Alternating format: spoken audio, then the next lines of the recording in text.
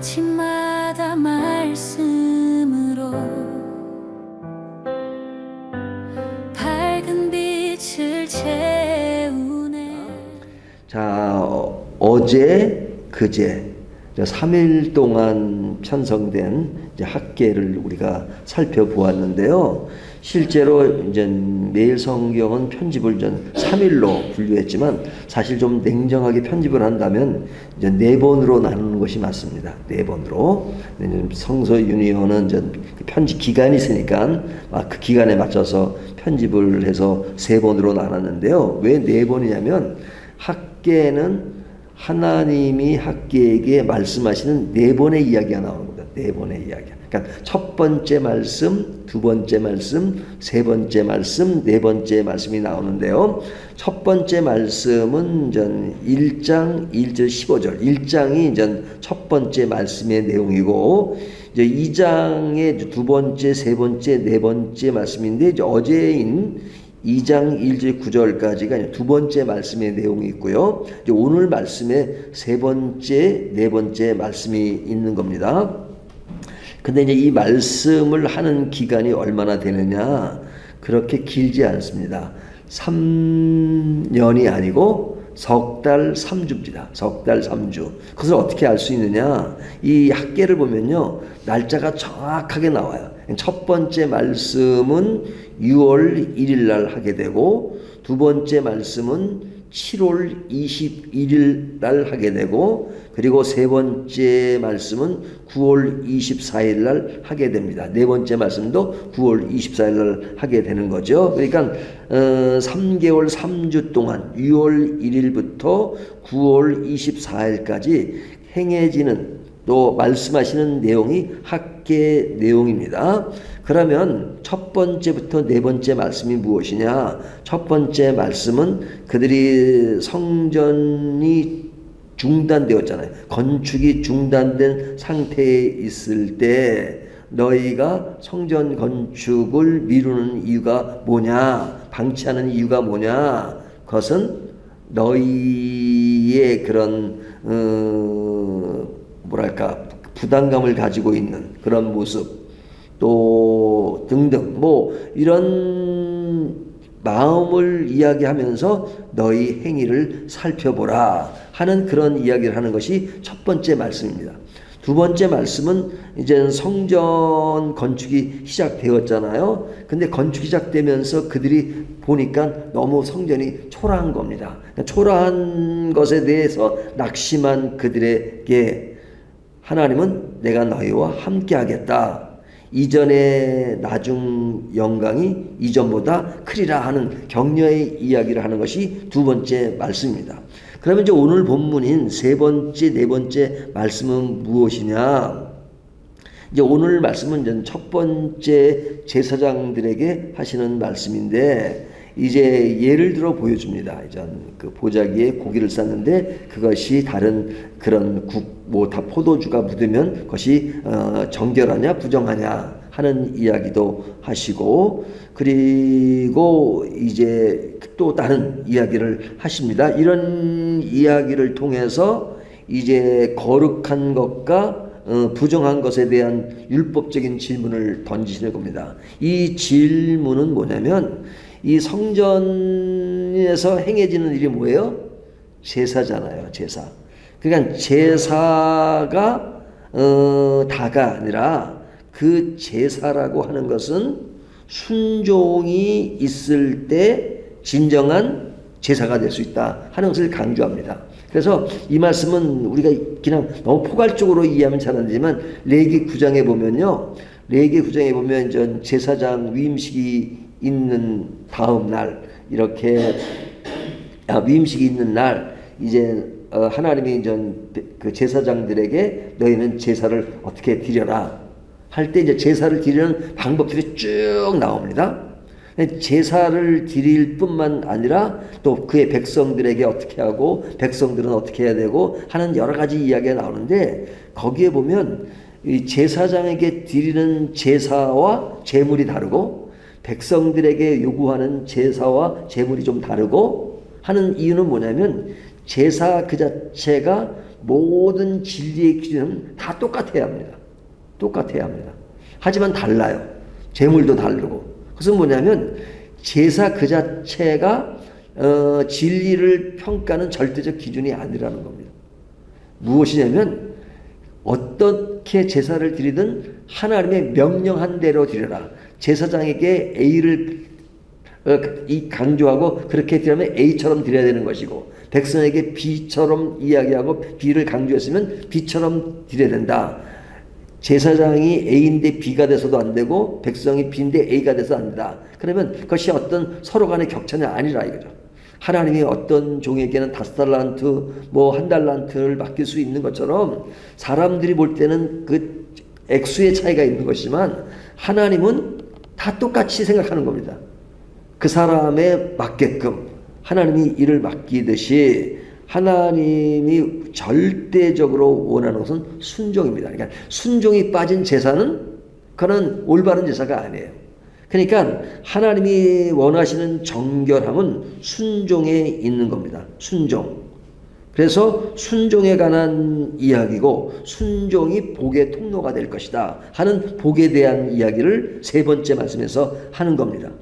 그리고 이제 4번째 말씀은 스룹바벨에게 주는 개인적인 메시지, 학계를 통해서 주는 메시지가 뭐냐면 너는 하나님의 열국을 진동시키고 스룹바벨을 하나님의 인장으로 삼겠다 하는 그 이야기를 합니다. 스룹바벨은 누구예요? 당시 총독이었고 성전을 짓는 것에 제일 앞장서서 그 일을 행하는 것이잖아요. 그러니까 이 일을 4번째 말씀으로 하는 겁니다. 자, 그러면 이 4번째까지 하시는 말씀 중에서 우리가 좀 생각해 보아야 할 것이 있죠. 생각해 보아야 할 것은 뭐냐.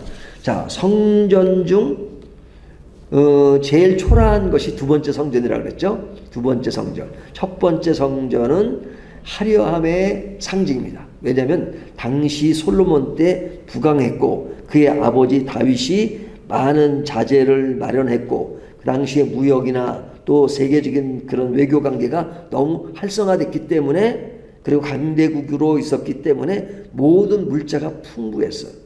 그래서 백향목은 위쪽으로부터 오고 금, 은 이런 것들은 세계 각국에서 들어오고, 그러니까 금이 그냥 남아 돌아갈 정도였단 말이죠.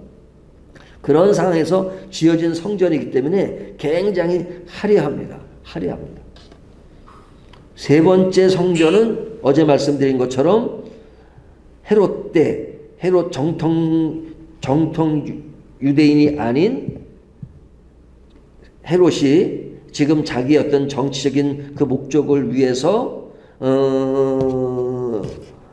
성전을 크게 지었잖아요. 크게 지은 것은 정치적인 그런 것이 큰 것이죠. 그러면 2번째 성전은 초라합니다.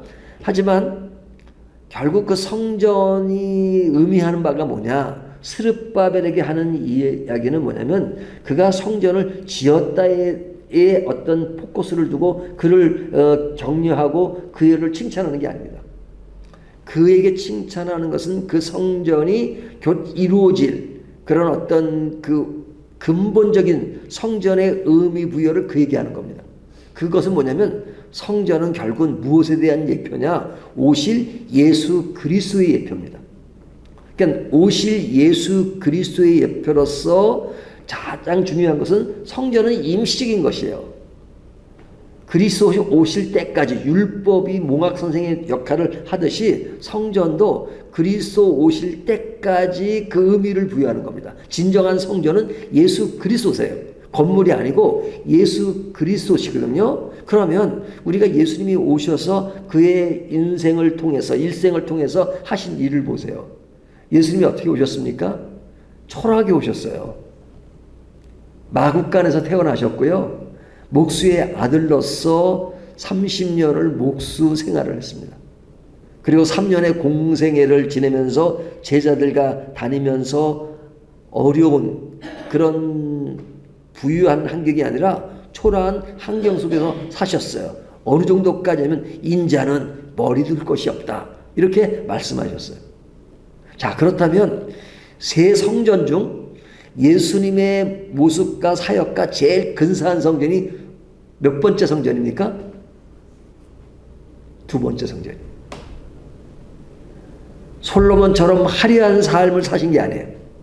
금과 은으로 막 쌓인 삶을 예수님이 사셨습니까? 예수님이 사역하시면 금면류관을 쓰고 막 금을 칠하고 금반지를 끼고 금목걸이를 달고 예수님이 그렇게 사역하셨나요? 뭐 인자는 머리 들 곳이 없다. 예수님의 그 사역은 그렇게 화려하지 않았습니다. 외적으로. 또 예수님의 사역이 정책이었나요? 옆에 있는 바리새인들, 제사장들, 그런 사람들이 정적인 목적으로 예수님을 끌고 가고 예수님을 이용했지만 예수님의 사역은 정책이지 않았어요.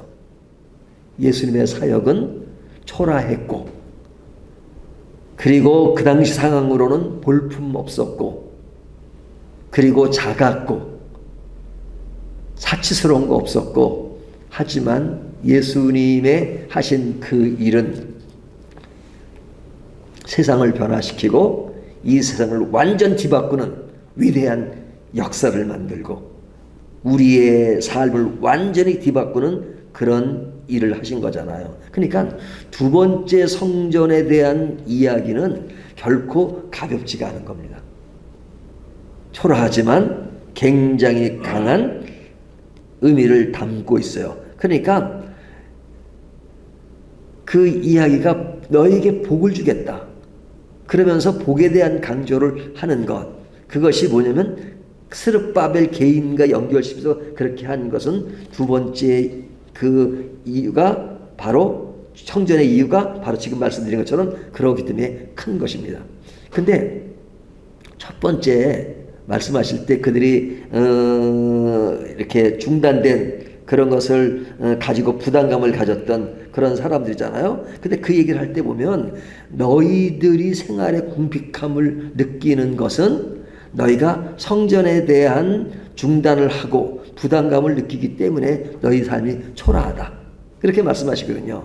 이 말씀을 오늘날 잘못 적용하면 그냥 이 부흥사들 중에 그런 말씀을 많이 인용한 사람들이 많아요. 여러분들이 교회에다가 헌금하지 않고 그러니까 어려운 겁니다. 근데 그 말씀을 딱 성경 구절로 하면 학계가 딱 맞잖아요. 학계가 딱 맞아. 하지만 오늘 본문의 강조, 학계의 강조점은 사실은 성전 재건에 있지만 성전 재건은 사실은 외형적인 모습이 더 큽니다. 성전 자체가 곧 하나님이 아니에요. 성전이 곧 하나님이 아닙니다. 하나님은 성전 재건을 통해서 하나님의 임재를 상징하는 것이고 그 상징하는 모든 절체 과정은 하나님이 그런 것을 통해서 보이지 않는 하나님이니까 보이는 성전을 통해서 하나님을 느끼게 하고 하나님과의 어떤 의식이 있게 하는 그런 매우 중요한 역할을 하죠. 그런 의미에서 순종을 강조하는 것입니다. 순종, 그러니까 순종의 대명사가 성전인 것이에요. 하나님이 말씀하시는 것을 듣고 또 하나님께 드리고 하는 그 모든 대화의 그런 모든 것들이 상징되는 것이 순종입니다. 그러니까 하나님께 순종하지 않는 삶은 빈곤할 수밖에 없어요. 있어도 빈곤하고 높아도 낮고 그래요. 하지만 하나님의 성전이 나의 인생을 지배하면 가난해도 부자고 낮아도 높고 그리고 내 마음속의 평안과 기쁨은 말할 수 없는 것으로 가득 채우는 이것이 풍요로운 것이고 이것이 가치가 있는 것이고 이것이 높은 것이잖아요.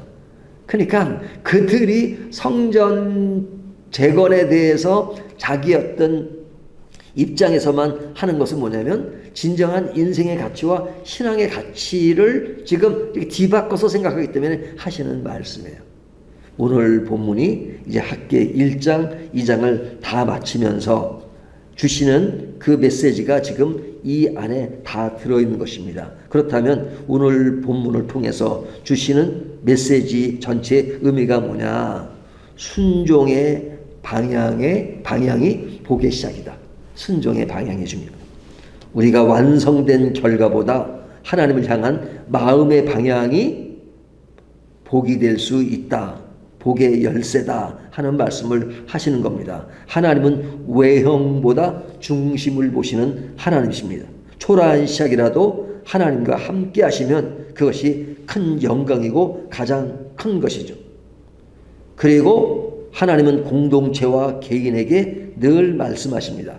학계를 통해서 이스라엘 백성들에게 말씀하시고 제사장들에게 말씀하시고 그리고 스룹바벨 개인에게도 말씀하시잖아요. 하나님은 오늘날도 우리 개인에게도 말씀하시고 우리 공동체에게도 말씀하시고 그러면서 복의 관계 속에서 하나님의 나라는 실천되기 때문에 하나님과 동행, 말씀에 대한 순종, 공동체 안에서의 헌신이 복의 통로가 된다 하는 것을 말씀해주고 있는 것입니다. 그렇다면 전적인 학계의 결론이 뭐냐? 환경은 미완성이었죠. 성전 건축이 완료될 때까지 이야기가 아닙니다.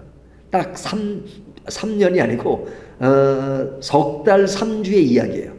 예? 성전 재건이 중단되었을 때부터 시작해서 기초가 놓여지고 이런 성전 건설이 진행되는 짧은 3개월 동안의 이야기입니다. 그러니까 미완성이죠. 미완성이죠. 하지만 하나님의 말씀은 완성입니다. 오늘 본문은 낙심과 부담 속에서도 하나님의 말씀을 순종할 때 복이 된다 하는 진리의 말씀을 선포하고 있는 것입니다. 우리는 작은 순종의 자리에서 복을 늘 경험하기를 원하시죠. 우리의 작은 순종이 결국은 작은 것이 아니라 매우 매우 큰 복으로 신앙의 전환점을 맞이할 수 있는 그 의미가 담겨 있다 하는 것을 학계가 말씀해 주고 있습니다. 이 말씀을 따라서 학계를 다시 한번 정리하는 저와 여러분이 되시기를 주님의 이름으로 축원합니다.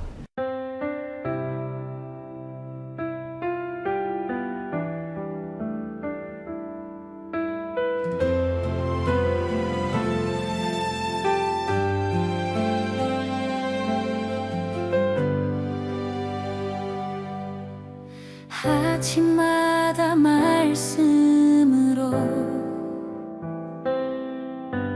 밝은 빛을 채우네. 기도 속에 주님 계시고 숨결마다